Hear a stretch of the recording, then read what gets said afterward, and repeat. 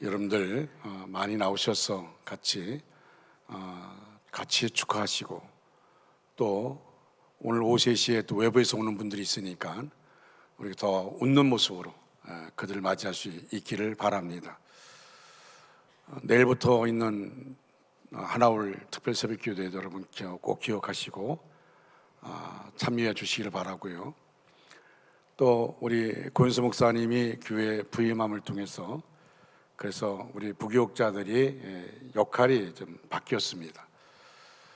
문학주 목사님은 이제 선임 부목사님으로 모든 교회 모든 총괄 내용들을 다 맡게 되어집니다. 그래서 교구는 1목장부터 10목장까지만 하게 되어집니다.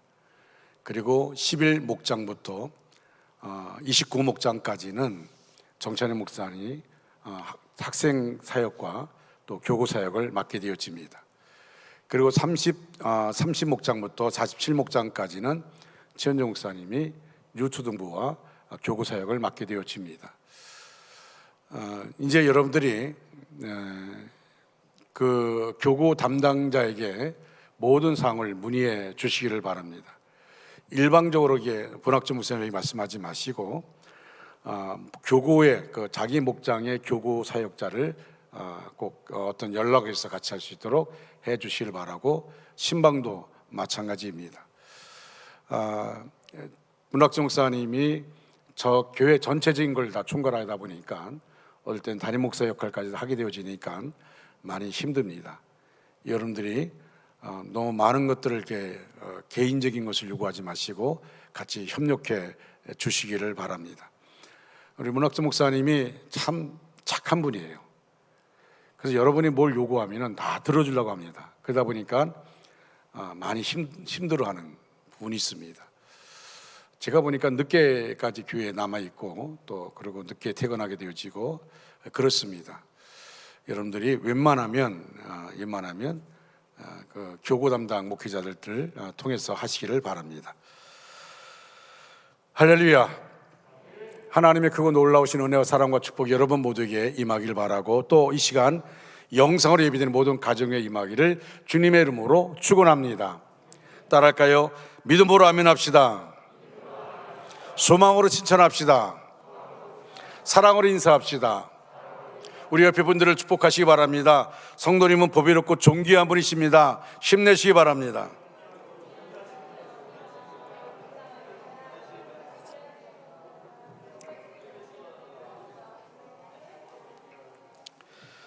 축복송 부르겠습니다. 우리 옆에 분들 보시면서, 앞뒤 분들 보시면서 성도의 모습 속에 보이는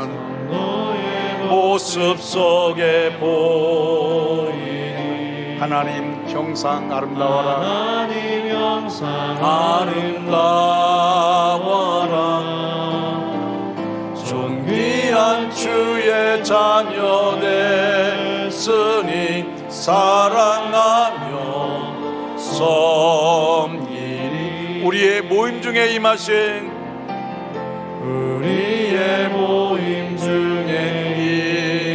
하나님 영광 아름다워라.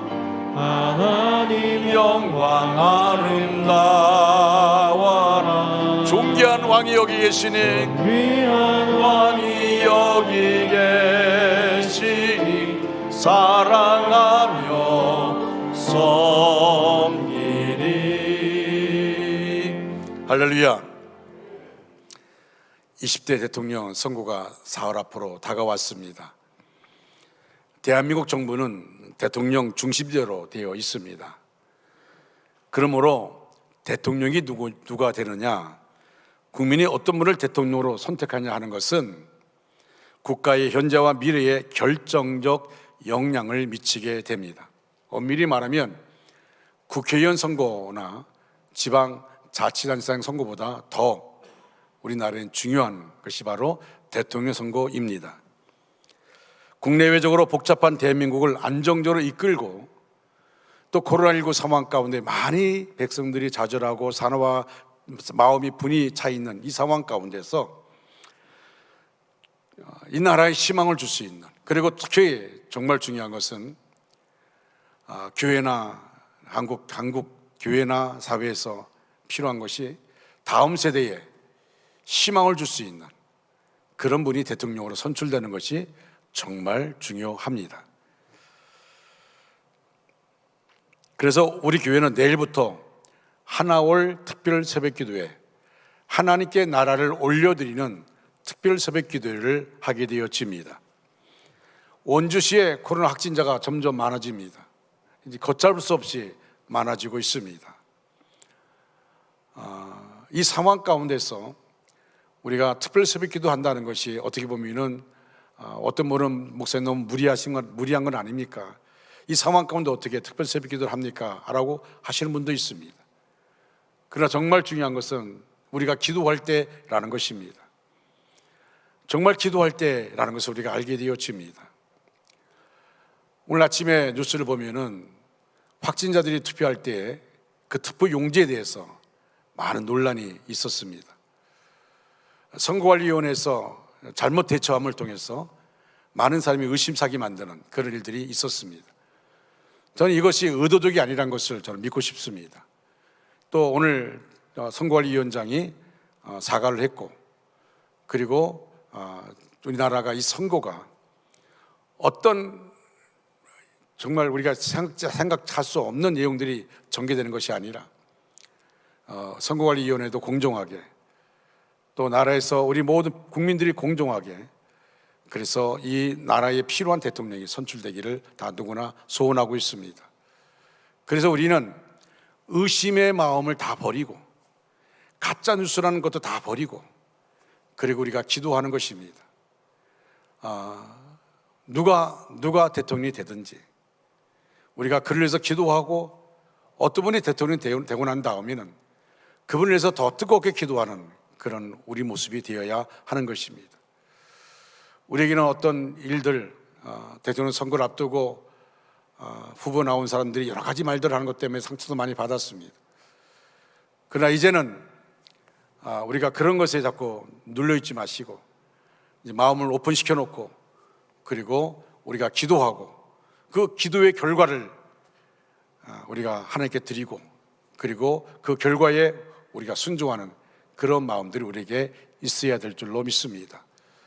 특히 러시아에 정말 천일국론이 많기 때문에 우크라이나가 지금 많이 힘들어하고 있습니다.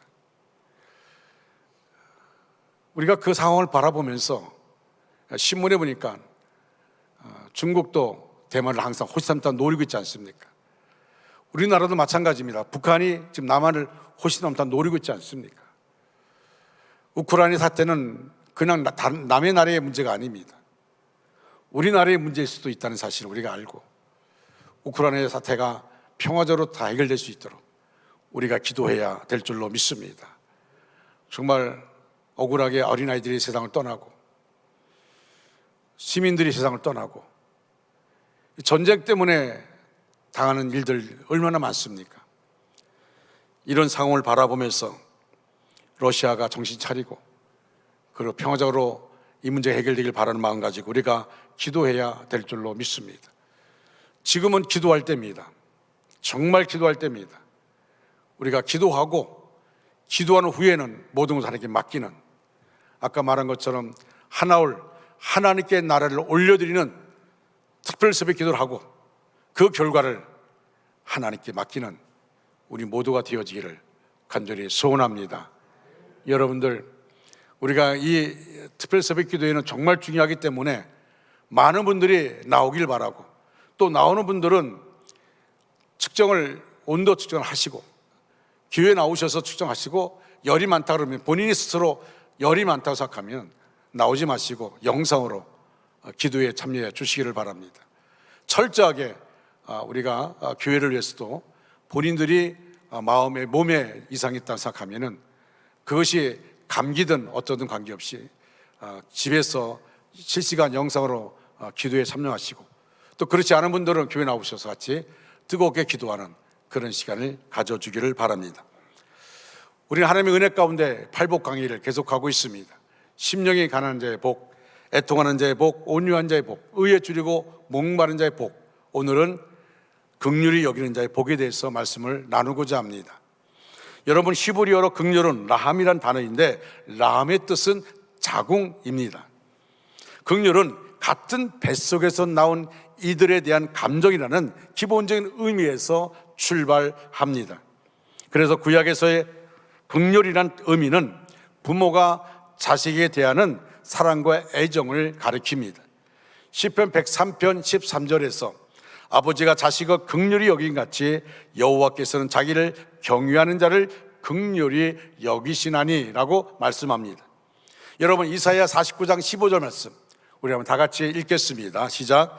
여인이 어찌 그 젖먹는 자식을 잊겠으며 자기 태에서 난 아들을 긍휼히 여기지 않겠느냐. 그들은 혹시 잊을지라도 나는 너를 잊지 아니할 것이라. 아멘. 아멘. 자, 자식을 향한 부모의 사랑의 마음을 긍휼로 표현합니다. 신앙에서 긍휼이란 헬라어로 엘레오스인데 그 의미는 비참한 상태 속에 있는 사람을 불쌍히 여겨 그를 돕는 미덕, 이렇게 말하고 있습니다. 오늘 우리가 살고 있는 이 시대, 여러분, 우리나라뿐만 아니라 전 세계적으로 우리가 살고 있는 이 시대를 보면 긍휼이 점점 메말라 가고 있다라는 것을 알게 되어집니다. 요새는 긍휼이란 단어도 희박합니다. 긍휼이란 단어도 잘 쓰지 않고 있습니다. 정말 긍휼이 메말라가는 시대에 우리가 살고 있습니다. 아주 몇 년 전에 신문에 이런 기사가 나왔습니다. 고등학교 1학년에 재학 중인 학생이 있었습니다. 그는 선천성 판막증이라는 심장병을 앓고 있었습니다. 그래서 또래 아이들처럼 같이 뛰고 달리면서 운동하기가 힘들었습니다.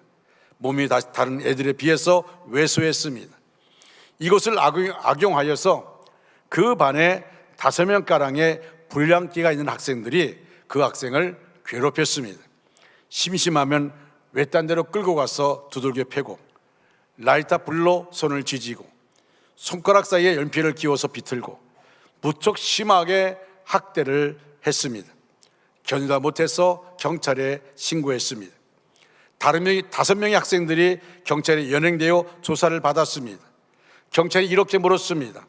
대체 너희들 무엇 때문에 그런 나쁜 짓을 했니? 라고 물었더니 한 학생이 대답한 말이 신문에 실렸습니다. 고통을 못 이겨 비명을 지를 때 쾌감을 느꼈습니다. 여러분, 이것을 경찰 앞에서 얘기한 학생들 생각이 뭘 같습니까? 고통을 못 이겨 비명을 지를 때 그 쾌감을 느꼈다는 겁니다. 모든 사람의 마음을 섬뜩하게 하는 말이었습니다. 이것은 이 시대의 한 단면을 우리에게 보여주는 사건입니다. 매스컴에 나오는 끔찍한 사건들이 얼마나 우리를 경악하게 만듭니까?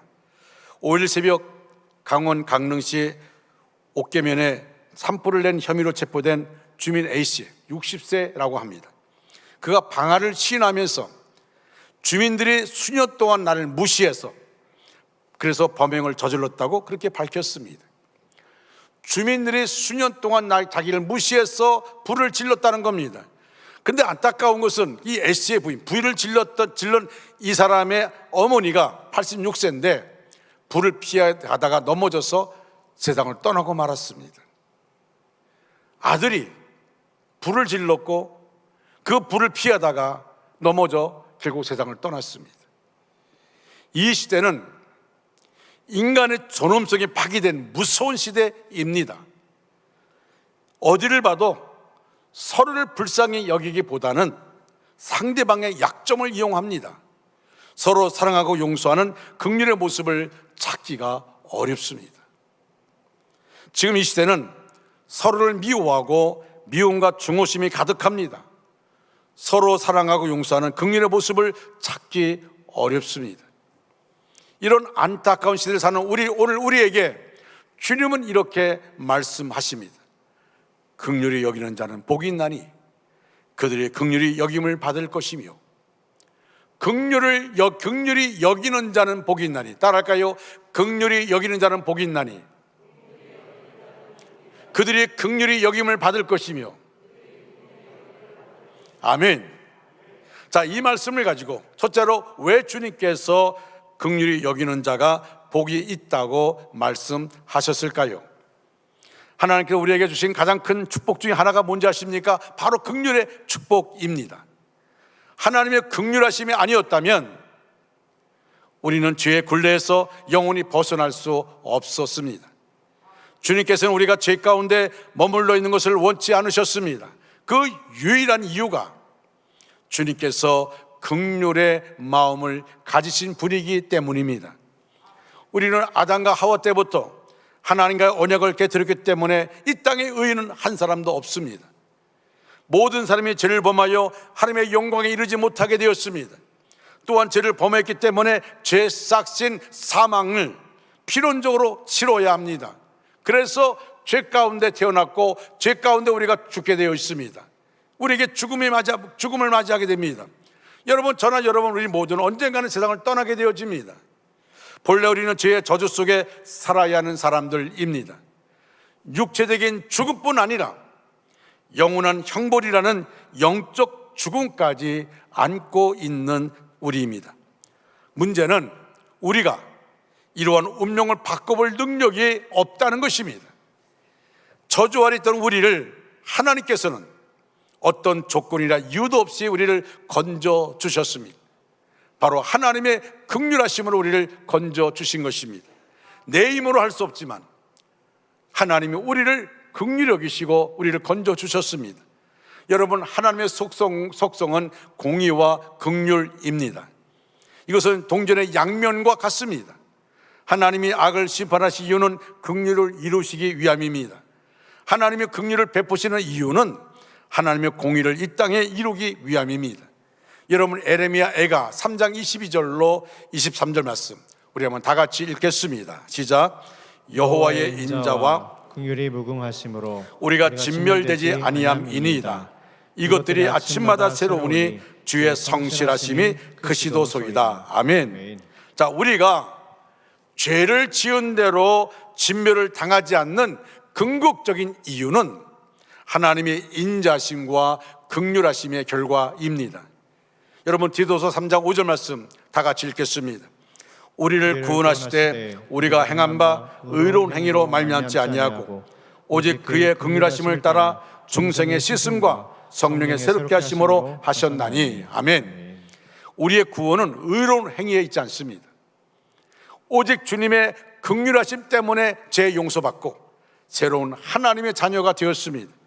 하나님의 속성이 바로 뭡니까? 긍휼하심입니다. 여러분, 하나님의 긍휼의 모습을 잘 표현한 것이 성경에 많이 기록되어 있지만 저는 오늘 이 시간에 누가복음 15장에 나와 있는 탕자의 비유, 돌아온 아들의 비유를 통해서 말씀하려고 합니다. 어느 날 막내 아들이 아버지에게 자신에게 유업으로 물려줄 재산을 요구합니다. 당시에 아버지가 살아 계시는데 재산을 요구하는 것은 아주 불효막심한 아들입니다. 그런데도 아버지는 아들의 요구대로 재산을 나눠줍니다. 세상에 나간 아들은 돈을 가지고 흥청망청 살았습니다. 아버지 곁을 떠나서 자기 주어진 돈을 가지고 살게 되면 정말 잘 살 줄 알았습니다. 그가 돈이 많았을 때에 그때 주변에 많은 친구들이 모였습니다. 그리고 그에게 아부합니다. 그리고 그들에게 자기가 돈 많은 것을 자랑하며 돈을 마음껏 썼습니다. 얼마 지나지 않아서 돈이 다 떨어졌습니다. 이제는 친구들도 하나둘 떠나갔습니다. 드디어 오도 가도 못하는 불쌍한 신사가 되었습니다. 그리고 이제는 너무 배가 고팠어. 음식을 사 먹을 돈이 없으니까 배가 고팠어. 돼지를 키운 곳에 갔고 돼지가 먹는 그 열매를 먹게 되었습니다. 정말 불쌍한 자가 되었습니다. 상상할 수 없는 그런 불쌍한 자가 되었습니다. 그제야 이 아들은 아버지 생각이 났습니다. 내가 돌아가면 아버지가 받아주실까? 고민하고 고민하다가 아버지에게로 돌아가기로 결단합니다. 아들이 아닌 종으로라도 받아주기를 기대하는 것입니다. 너무 배가 고프니까 우리 아버지 집에는 품꾼들도 종들도 마음껏 음식을 먹는데 나는 여기서 쥐려 죽는구나. 내가 아버지에게 가서 아버지 종으로 좀 삼아달라고 그렇게 말하겠다 하는 마음 가지고 고민하다가 아버지에게 가는 겁니다. 그런데 아버지는 자기를 떠난 아들을 매일매일 생각하면서 그 아들을 그리워하며 기다리고 있습니다. 저 먼 발치에서 아들이 날름한 옷을 입고 터벅터벅 걸어오는데 그 먼 발치는 보고 자기 아들인 것을 알게 되었습니다. 왜? 늘 그리워하면서 아들을 생각하기 때문에. 그래서 맨발로 뛰어가서 그 아들을 끌어안습니다. 입을 맞춥니다. 그리고는 잔치를 베풉니다. 손에 가락지를 끼워줍니다. 그리고 새로운 옷을 입혔습니다. 여러분, 그리고 아버지 앞에 날 품꾼의 하나로 써달라는 아들에게 내가 왜 품꾼이냐? 내 아들이지. 너는 죽었다 살아난 내 아들이다 라고 말하면서 그 아들을 품에 안습니다. 감격해합니다. 아버지는 돌아온 아들을 보면서 감격해합니다. 여러분, 이것이 바로 하나님 아버지의 긍휼이라는 것입니다. 우리의 행위와 삶을 보면 마땅히 쫓겨나야 할 자들입니다. 용서받을 수 없는 자들입니다. 감히 아버지 품에 안길 수 없는 그런 자들입니다. 그러나 긍휼이 풍성하신 하나님은 이미 우리의 모든 죄와 허물을 용서해 놓고 긍휼을 베푸십니다. 여러분, 사도 바울은 에베소서 2장 1절로 5절 말씀에서 그는 이렇게 말합니다. 왜 긍휼히 여기는 삶을 우리가 살아야 하는지를 설명해 주고 있습니다. 우리가 구원받기 전에는 허물과 죄로 죽었던 자들입니다. 죽을 수밖에 아니라 죽었던 자들입니다. 세상 풍조와 공중 거짓 잡은 자를 따르던 불순종의 아들들이었습니다. 육체의 욕심을 따라 살았던 본질상 진노의 아들들이었습니다. 그런데 긍휼이 풍성하신 하나님이 우리를 사랑하신 큰 사랑으로 허물과 죄로 죽었던 저와 여러분, 우리를 살려주셨습니다. 할렐루야. 이것이 우리에게 베푸신 하나님의 가장 큰 은혜요 축복입니다. 이런 놀라운 하나님의 긍휼을 덧입고 우리는 구원받았기에 마땅히 긍휼히 여기는 자로 우리가 살아야 합니다. 하나님의 긍휼의 모습은 사랑과 용서로 나타납니다. 바리새인과 서기관들이 가늠하다 현장에서 붙잡힌 여인을 잡아서 예수님께로 끌고 왔습니다. 머리는 헝클어졌고 옷은 찢겨 있습니다. 여인은 많은 사람 앞에서 정말 수치심과 죄책감 그리고 두려움에 떨고 있습니다. 조금 후에는 그들이 손에 쥐고 있는 돌로 자기를 죽일 것을 알고 있기 때문에 수치심도 있고 죄책감도 있고 그리고 두려움 속에 있었습니다. 손에 돌을 들고 정의감에 불타고 있는 자들이 씩씩거리며 예수님께 묻습니다. 율법에 이런 여자는 돌로 치라 명했는데 선생은 어떻게 하겠습니까? 라고 묻습니다. 그때 예수님이 한테 늦춘 들이 이렇게 말합니다. 너희 중에 죄 없는 자가 치라. 너희 중에 죄 없는 자가 돌로 치라고 말합니다. 그러자 사람들이 양심의 가책을 받고 그리고 그 자리를 하나둘 흩어지고 떠났습니다. 그리고 그 자리에는 예수님과 여인만 남게 되었습니다. 그때 주님께서 나도 너를 정죄하지 아니하노니 가서 다시는 죄를 범하지 말라고 말씀하십니다. 바리새인들은 행위의 결과를 놓고 정죄합니다. 돌을 들어서 치려고 합니다. 그러나 주님은 그 여인을 용서합니다. 긍휼을 베풀어 주십니다. 주님은 행위의 결과를 보지 않으시고 그 여인의 미래를 보고 용서하십니다. 은혜와 긍휼을 베풀어 주십니다. 우리 자신도 어쩌면, 저와 여러분 우리는 어쩌면 행위의 결과로 보면 현장에서 음행하다 붙잡혀온 여인의 모습과 같습니다. 우리들의 죄가 드러나지 않았을 뿐이지 숨겨진 모든 죄악이 드러난다면 어떻게 할까요? 누가 감히 거룩하신 하나님 앞에 설 수 있겠습니까? 주님께서 우리의 죄와 허물을 십자가 사랑으로 덮어주시고 가려주셨기 때문에 이 자리에 나와서 우리가 예배드리고 있지 않습니까? 이 모든 것이 주님의 긍휼의 결과입니다. 두 번째로, 이런 엄청난 주님의 긍휼을 덧입은 우리가 어떻게 하면 긍휼의 삶을 살 수 있을까요? 하는 겁니다. 자신의 부족함과 연약함을 바라보아야 합니다. 우리는 자신의 허물을 보기 전에 먼저 남의 티를 보려고 애쓰는 사람들이 있습니다. 여러분, 예수님이 이렇게 말합니다. 자기 눈 속에 있는 들보를 보지 않고 다른 사람의 눈에 있는 티를 보면 돈다고 하나님 주님께서 책망하십니다. 우리가 생활하다 보면 나를 힘들게 하는 사람이 있습니다. 여러분, 나에게 억울하게 나를 누명쓰기는 사람이 있습니다. 나를 억울하게 만드는 사람이 있습니다. 때로 견딜 수 없는 고통을 안겨주기도 합니다. 그 상황에서 우리는 어떤 마음을 품습니까? 미움과 증오의 감정이 앞섭니다. 그 사람을 저주하기도 합니다. 내가 오늘로 직장에 퇴근하는데 제발 내가 미워하는 그 사람 얼굴 보지 않기를 바란다고 그런 마음으로 갑니다. 근데 이게 참 묘한 것이 뭐냐면요, 그런 마음 가지고 직장 가면 제일 먼저 바라보는 사람이 그 사람입니다. 이상하죠. 우리의 삶 속에서 중요한 건 뭘까요? 바로 그래서 막 미움이 다시 끌어오르고 증오가 마음에서 끌어오르고 긍휼의 모습은 사라지고 오직 나쁜 생각과 감정에 사로잡힙니다. 이것은 결국 마귀의 종로로 타는 것입니다. 여러분, 목사인 저도 어떨 때는 나를 너무 힘들게 하는 사람이 있었어. 하나님 아버지, 오늘은 내가 그게 집중하지 않게 해주시고, 오늘 내가 오직 그냥 선도만 바라보고 말씀을 전하게 주시옵소서 라고 기도하고 교회 나오는데 제일 먼저 만난 사람이 바로 그 사람이에요. 이게 뭔지 아십니까? 영적인 문제입니다. 영적인 문제. 마귀가 우리로 하여금 다시금 눌려있던 것이 끌어오르게 만드는 것입니다. 그래서 나로 하여금 올바로 쓰지 못하게 만드는 것입니다. 그래서 마음속에 간직하는 게 뭐냐면, 하나님 그 쓴뿌리를 다 하나님 태워달라고, 내 마음속에 자르고 있는 그 쓴뿌리를 다 태워주시옵소서. 내가 내 의지로 누르는 것이 아니라 하나님 것을, 하나님께 그를 다 태워주시옵소서.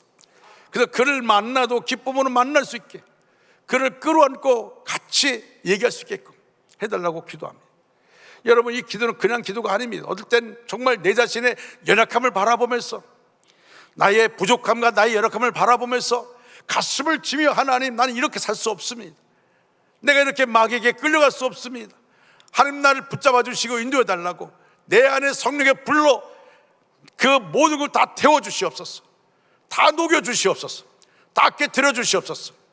눈물로 기도하면 그 다음 마음속에 하나님 주시는 사랑이 올라오게 됩니다. 그때 비로소 그를 바라볼 때 아무 감정 없이 보게 되어집니다. 사랑의 마음 가지고 보게 됩니다. 어떤 마음인지 아십니까? 하나님이 사랑하는 사람의 모습으로 보여지게 됩니다. 여러분, 그래서 마음에 긍휼의 마음이 생기는 것입니다. 여러분 세상 사람은 그런 방법대로 살고 있습니다. 미움의 방법대로, 증오하는 마음 방법대로, 저주의 방법대로 살고 있습니다. 그러나 적어도 예수의 피로 구원받아 하나님의 자녀된 우리는 그런 그리스도인이라면 대응 방식이 달라야 합니다. 내가 지금 미워하는 사람의 모습을 보기 전에 나의 책임은 없는가를 생각해야 합니다. 여러분, 제가 이 시간 말하는 것은 제가 저 자신에게 했던 얘기입니다. 내가 지금 미워하는 사람의 모습을 보기 전에 나의 책임은 없는가? 내 책임은 없는가? 모든 일이 일방적으로 잘못되는 경우는 많지 않습니다. 나도 그 상황 속에서 책임져야 할 부분이 있다는 것을 알아야 합니다. 또한 내가 만약 그런 상황에 부딪혔다면 나는 어떻게 행동했을 것인가를 생각해야 합니다. 어쩌면 내가 그런 상황에 있다면 더 나쁜 모습으로 행동할 수도 있다는 것을 생각해야 합니다. 또한 내가 어떻게 행동하는 것이 하나님을 기쁘시게 할 것인가를 생각해야 합니다. 하나님이 원하는 게 뭘까? 하나님이 기뻐하는 게 뭘까? 여러분, 저는 어떨 때는, 힘들 때는, 제가 이제 아주 오래된 책이기 때문에, 예수님이라면 어떻게 하실 것인가, 오래된 책이기 때문에 그 책을 보면은 예수님이라면 이 상황 가운데서 어떻게 하실 것인가, 예수님은 내가 겪는 이 상황 가운데 어떻게 하실 것인가, 그리고 주님께 묻고 또 물음을 통해서, 여러분, 그러면서 곰곰이 우리가 주님을 생각하게 되어집니다. 하나님의 긍휼을 생각합니다. 주님의 긍휼을 생각합니다. 결국 나 자신도 거룩하신 하나님 앞에 비춰보면 나에게 악한 말하고 아픔과 고통을 안겨주는 그 사람보다 나을 것이 없다는 것을 깨닫게 되어집니다. 따라서 우리는 자신의 연약함과 허물을 가려주시고 덮어주시는 주님의 그 긍휼하심 앞에 겸손하지 않을 수가 없게 되어집니다. 마태복음 18장에는 예수에게 구원받은 백성이 어떻게 살아야 하는지 비유로 설명하고 있습니다. 1만 달란트 빚을 진 사람이 주인의 부름을 받게 됩니다. 주인이 그 사람 바라보면서 왜 빚을 안 갚냐고, 그 빚을 갚아야 되지 않겠냐고. 근데 그 사람은 그 1만 달란트 빚, 엄청난 돈입니다. 그 1만 달란트 빚을 갚을 수가 없어요. 주인이 아무리 보아도 1만 달란트 되는 돈을 갚을 능력이 되어 보이지 않습니다. 그래서 주인은 아무 조건 없이 탕감해 주었습니다. 1만 달란트 빚진 자가 탕감받으니 얼마나 좋겠습니까? 그래서 그가 탕감하는 사람이 나가서 보니까 길 앞에서 자기 마주치는 사람이 자기에게 100데나리온 빚진 사람을 만나게 됩니다. 여러분, 그럼 우리가 어떻게 할까요? 그거 갚지 마. 왜? 1만 달란트 내가 탕감 받았는데 그 100데나리온은 아무것도 아닙니다. 그 탕감해 줘야 되지 않습니까?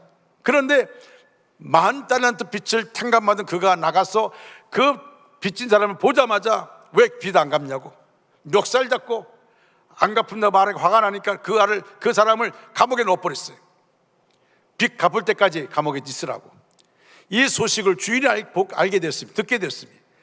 그래서 1만 달러 빚진 자를 다시 불러서 그를 옥에 가둬버렸습니다. 사랑하는 성도 여러분, 우리는 하나님 앞에서 1만 달러 빚진 자들입니다. 하나님께서 베풀어 주신 긍휼하심의 은혜를 어떻게 다 갚을 수 있겠습니까? 우리는 항상 빚진 자의 마음으로 주님 앞에 겸손하게 서 있어야 합니다. 자신의 죄와 허물을 깨닫고 항상 주님의 긍휼을 구해야 합니다. 그래서 여러분, 초대교회와 중세교회 수많은 성가의 가사 중에는 기끼리의 엘레이손, 주여 우리를 불쌍히 여기소서, 끼리의 엘레이손, 주여 우리를 불쌍히 여기소서, 이 가사가 계속 나옵니다. 우리가 하나님께 간구해야 될 가장 중요한 기도 역시 뭡니까? 주여 나를 불쌍히 여기소서. 따라할까요? 주여 나를 불쌍히 여기소서. 주여 나를 불쌍히 여기소서.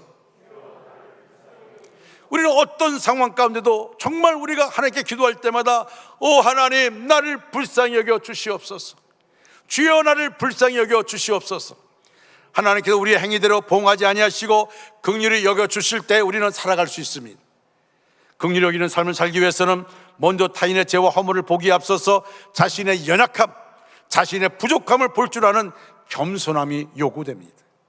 나의 부족함, 나의 연약함을 아는 사람들은 하나님께 기도하는 것, 나를 불쌍히 여겨달라고, 나를 긍휼히 여겨달라고 기도하게 되어집니다. 그리고 그런 자신의 연약함을 아는 사람은 자신의 연약함 때문에 그를 정죄하지 않습니다. 긍휼히 여기는 마음을 갖게 되어집니다. 세 번째로, 그러면 우리는 누구를 긍휼히 여겨야 할까요? 지금 이 순간에도 고통당하고 있는 우리의 이웃들입니다. 우리는 종종 내 처지에서 사람을 판단하고 정죄하기 쉽습니다. 남의 죄와 허물을 들춰내면서 자신의 의를 드러내기도 합니다.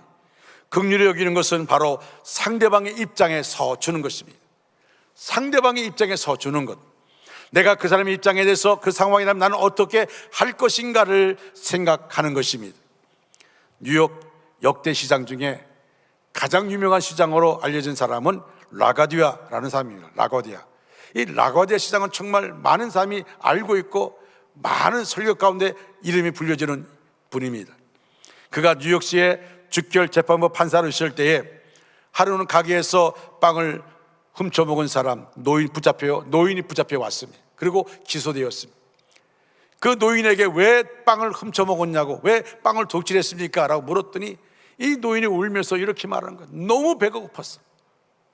빵을 살 돈이 없고 너무 배가 고팠어. 나도 모르게 내 손이 갔어. 그 빵을 훔쳤습니다. 라가디아 판사는 이렇게 말했습니다. 당신의 행위는 10불의 벌금형에 해당합니다. 당신이 도둑질했기 때문에 그냥 면해둘 수 없습니다. 당신은 벌금 10불을 내야 됩니다. 그렇게 말하면서 그는 자기 지갑에서 10불을 꺼냈습니다. 그리고 10불을 내가 내겠습니다. 당신이 내야 될 10불을 내가 내겠습니다.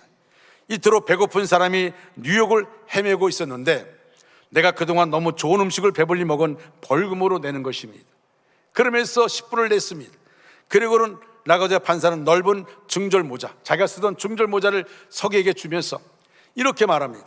이 재판정에 계신 분들도 나처럼 너무 잘 먹은 데 대한 벌금을 내시고 싶으면 이 모자에 넣기를 바랍니다. 그래서 그 가난한 노인은 오히려 47불에 돈을 손에 넣고 눈물을 흘리며 재판정을 나섰다고 합니다. 10불의 돈을 갚을 수 있는 것이 없잖아요. 재판장이 내가 대신 10불을 내겠다고. 당신 같은 사람이 이렇게 있는데 이 뉴욕시에 나는 너무 배불리 먹었다고. 배불리 먹은 것을 그 벌금을 내가 내겠다고. 여러분, 사랑하는 성도 여러분, 이것이 바로 긍휼히 여기는 자의 모습입니다. 정말 우리 중학교 모든 성도가, 오늘 말씀을 준비하면서 하나님, 우리 원주 중학교 모든 성도가 축복의 통로가 되게 하여 주시옵소서. 축복의 통로가 되게 하여 주시옵소서. 여러분, 축복의 통로가 뭡니까? 하나님의 축복을 다른 사람들에게 전해주는 역할을 하는 사람이란 뜻입니다. 얼마나 좋은 말입니까? 그런데 과연 나 자신은 축복의 통로가 되고 있습니까?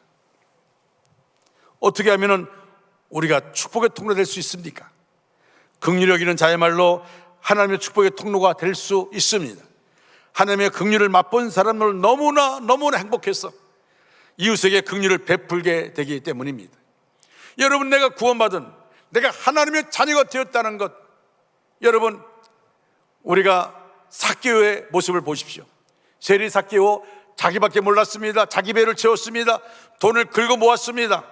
그런데 그가 예수를 만났습니다. 예수를 만나고 예수를 자기 집에 모셔놓고 그가 뭐라 얘기합니까? 이제는 주님의 그 하나님의 긍휼하심을 얻게 되었습니다. 긍휼하심을 얻게 되니까 그가 뭐라 말합니까? 자기의 재산은 자기 것이 아닙니다. 남의 것을 토색한 것이 있으면 내가 사비로 갚겠습니다. 재산의 절반을 다 내놓겠습니다. 여러분, 긍휼을 맛본 사람만이 아는 긍휼의 모습입니다.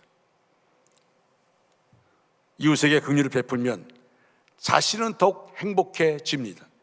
그러므로 긍휼을 여기는 사람은 남을 행복하게 해줄 뿐만 아니라 자신도 행복해지는 것입니다. 제가 전에 어느 교회 사무실에서 같이 커피를 마시며 연합회 회장 하다 보니까 이제 뭐 장로교 목사님들 보게 되고, 뭐 감리교 목사를 만나게 되고, 침례교 목사를 만나게 되고, 그 자리에 이렇게 교단을 달리한 사람들이 만났어요. 제가 처음 보는 사람들입니다. 뭐 내가 알고 있는 사람도 있지만 모르는 사람도 거기에 앉아 있었어요. 커피를 마시고 있는데 어떤 분이 한 분이 오셨는데, 들어왔는데 얼굴이 어두워요. 나보다 나이가 좀 미친데, 근데 이 얼굴이 어두운 분이 커피 마시는데 그냥 고개 숙이고 힘들어하는 모습으로 커피를 마시고 있더라고요. 그때 옆에 사람이 왜 그래? 그랬더니 늦게 난 아들이 장난감을 사고 싶어서 얼마나 때를 쓰는지. 근데 그 장난감을 사줄 수가 없었어. 교회가 작고 생활이 힘드니까. 그래서 때를 쓰는 아들을 야단치고 그러고 왔다는 거예요. 속이 상하다는 거죠. 그 아들이 정말 자기가 그 아들이 기뻐하는 걸 해주고 싶은데, 그러면서 옆에 사람이 그 얼마쯤 내가 한 6, 7만 원 된다고 그렇게 말하는 거예요. 근데 마침 제가 제 주머니 지갑을 열어 이렇게 보니까 15만 원이 있었어요. 제가 10만 원을 가지고 이거 가지고 아들 사주라고 그렇게 말했어요. 아유, 그건 아니 괜찮다고. 내가 연합회 회장 됐으니까 회장 이름으로 드리는 거라고. 근데 그걸 가지고 커피를 홀타 마시더니 웃음이 다 간 거예요. 왜? 빨리 가서 아들이 장난감 사주고 아들이 기뻐하는 거 보고 싶었어. 근데 그 모습 바라보니까 내가 얼마나 마음이 행복한지 모르겠어요. 참 행복하더라고요. 여러분, 그것이 행복한 거예요. 그 순간부터 내 마음속에, 내 지갑에는 항상 10만 원 이상씩 갖고 있습니다. 뭔가 필요한 사람들이 내 주변에 있을 것의 생각 때문에 항상 준비하고 있습니다. 여러분, 하나님의 축복의 통로가 되려면 긍휼히 여기는 성도가 되어야만 합니다. 긍휼히 여기는 성도. 어느 부인이 빌그라 목사님에게 이런 편지를 보냈습니다. 저는 올해 65입니다. 아이들은 모두 출가했고 남편도 죽었습니다. 저는 세상에서 가장 외로운 사람입니다.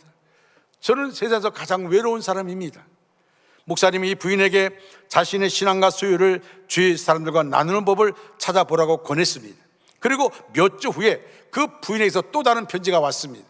그 편지의 내용은 이것입니다. 저는 동네에서 가장 행복한 사람입니다. 이웃과 나누는 데서 새로운 기쁨과 행복을 찾았습니다. 이 이야기는 긍휼히 여기는 것이 얼마나 귀한 축복인지를 잘 보여줍니다. 긍휼히 여기는 것은 남을 행복하게 할 뿐만 아니라 자신도 행복하게 만듭니다. 긍휼히 여기는 것이야말로 하나님의 축복의 통로가 되는 길입니다. 그래서 한번 이 맛을 경험한 사람들, 그래서 그렇게 긍휼을 베푼 일에 더욱 열심을 내게 되는 것입니다. 긍휼히 여기는 사람은 하나님께서 나에게 베푸신 긍휼이 얼마나 크고 풍성한가를 알게 됩니다. 우리가 긍휼의 삶을 살아야 하는 이유는 우리에게 심판이 있기 때문입니다. 여러분, 이것은 정말 중요합니다. 저는 말씀을 찾아보면서 이 심판이란 말 앞에 잠시 동안 머물렀습니다. 긍휼의 삶을 살아야 될 이유가 뭐냐? 심판이 있기 때문에 그렇습니다. 마지막 날 주님이 우리를 심판할 때 우리에게 가장 필요한 것은 긍휼밖에 없습니다. 긍휼밖에 없습니다. 그래서 여러분, 성경에 야고보서 2장 13절에 이렇게 말합니다. 긍휼을 행하지 아니하는 자에게는 긍휼 없는 심판이 있으리라. 따라할까요? 긍휼을 행하지 아니하는 자에게는 긍휼 없는 심판이 있으리라. 무서운 말입니다. 긍휼을 행하지 아니하는 자에게는 긍휼 없는 심판이 있으리라. 마태복음 6장 15절에서 예수님은 이렇게 말씀합니다. 너희가 사람의 잘못을 용서하지 아니하면 너희 아버지께서도 너희 잘못을 용서하지 아니하시리라. 만일 하나님께서 우리가 행한 그대로 갚으신다면 누가 그분 앞에 설 수 있겠습니까? 그날에 우리는 모두 긍휼히 여기심을 받아야만 합니다. 그러나 긍휼을 행하지 아니하는 자에게는 긍휼 없는 심판이 있게 될 것입니다. 긍휼 없는 심판이 뭡니까? 그건 지옥입니다. 하나님의 긍휼하심이 없으면 누구도 구원받을 수 없습니다.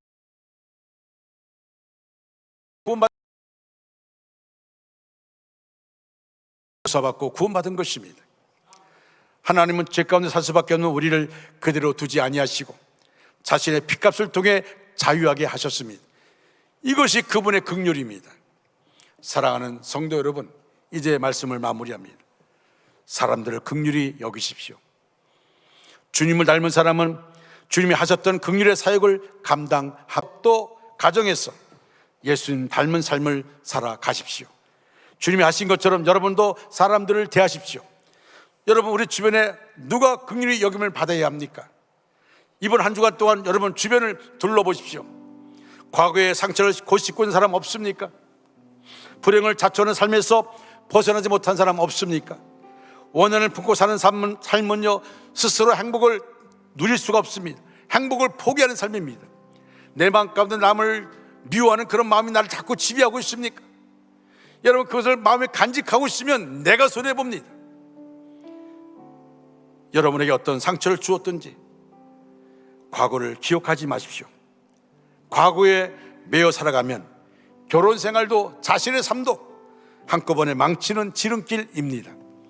이번 주간에 용서의 말을 전해줄 사람 누굽니까? 용서하고 다시는 기억도 하지 마십시오. 다시는 언급하지 마십시오. 이 땅에 교회가 필요한 이유가 바로 여기에 있습니다. 우리 중앙교회는 긍휼을 베푸는 장소이어야 합니다. 우리 중앙교회는 힘들어하는 사람들, 온갖 문제로 씨름하는 사람들, 여러 가지 의문으로 고민하는 사람들을 위한 안식의 장소가 되어야 합니다. 실수한 사람들에게 용서를, 의문을 가진 사람들에게 이해를, 별난 사람들조차 받아들이는 가정 같은 장소가 바로 우리 원주 중앙교회가 되어야 합니다. 상처받은 사람들을 도와주고 따뜻함 받은 사람들의 친구가 되어주기를 원합니다. 교회가 하는 것이 아니라 어떻게 보면 교회보다도 여러분 목장에서 이런 일이 이루어져야 될 줄 압니다. 여러분, 목장 안에 필요한 건 뭘까요? 긍휼의 마음입니다. 목원들을 바라보고 서로 얘기하면서 긍휼의 마음을 가지고 그들을 대하는 겁니다. 긍휼의 마음을 가지고 그들을 대할 때 그들의 말 속에서 안타까움을 갖게 됩니다. 그리고 눈물이 나는 겁니다. 왜? 그들의 마음이 어떤 마음인가를 알기 때문에, 그들의 아픔이 어떤 아픔인가를 알기 때문에. 그래서 그들과 말씀을 나누다 보면 눈물을 흘릴 수밖에 없습니다. 여러분, 우리 교회, 우리 목장 안에 이거 긍휼만이 그 안에 있어야 되는 것입니다. 긍휼을 체험한 성도들이 되십시오. 그래서 긍휼을 맛보시고 주님의 긍휼히 여김을 가지고 사신 것처럼 저와 여러분, 우리가 긍휼히 여기는 마음을 가지시기를 바랍니다. 그리고 이 삶이 우리 삶 가운데 체험되어지기를, 내가 축복의 통로가 되어지기를 주님의 이름으로 축원합니다. 다 같이 일어나셔서 나의 남은 생애는 찬양합니다.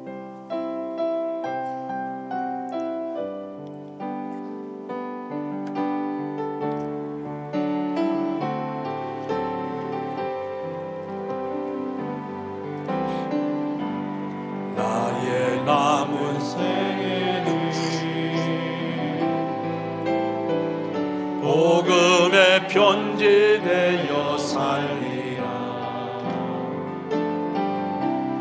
나의 남은 생에는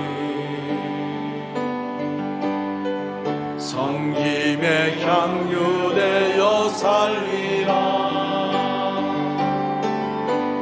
나의 남은 생에는 주님의 기쁨 되어 살리라. 나의 남은 생에는 사랑의 샘물 되어 살리라. 1년을 살지 한 달을 살지 모를 나의 남은 생에 주님이 주신 사랑, 주님이 주시는 빛을 갚으며 살리라. 살리라. 나의 남은 생에는 은혜의 통로 되어 살리라. 나의 남은 생에는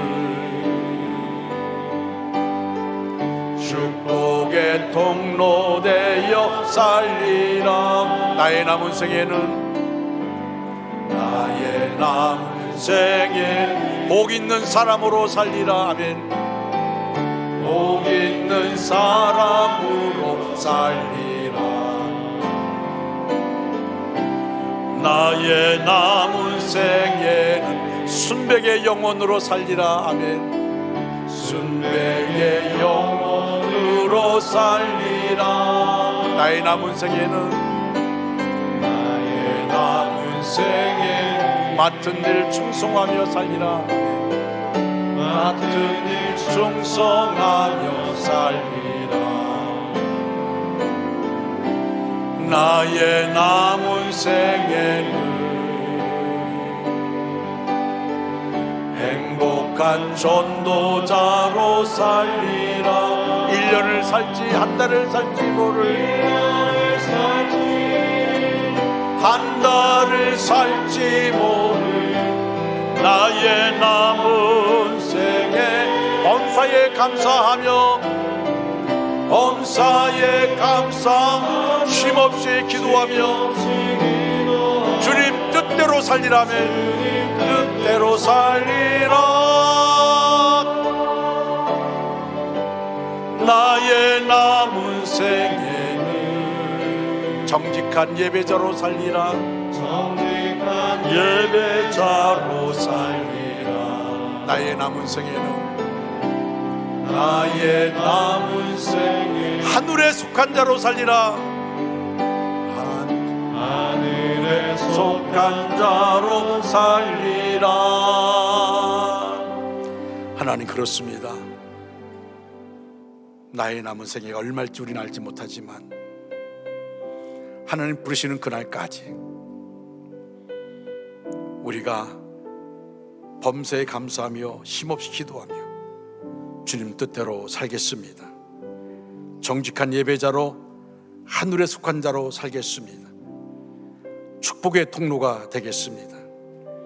하나님, 우리를 붙잡아 주시옵소서. 우리를 인도하여 주시옵소서. 하나님, 정말 우리 마음 가운데 하나님의 엄청난 긍휼하심을 통해 구원받은 우리도 긍휼의 삶을 살아갈 수 있도록 인도하여 주옵소서. 지금은 우리 구주 예수 그리스도의 은혜와 하나님 아버지의 극진하신 사랑하심과 성령님의 감화 감동 내주로 충만 역사하심이 우리 전체 위에, 그리고 우리의 가정과 생업과 사업과 학업 위에, 원조 땅과 대한민국 위에, 세계 도처에 흩어져 있는 선교사들 위에, 저 고통 중에 있는 우크라이나 위에 이제로부터 영원토록 함께 하시기를 간절히 축원하옵나이다. 아멘.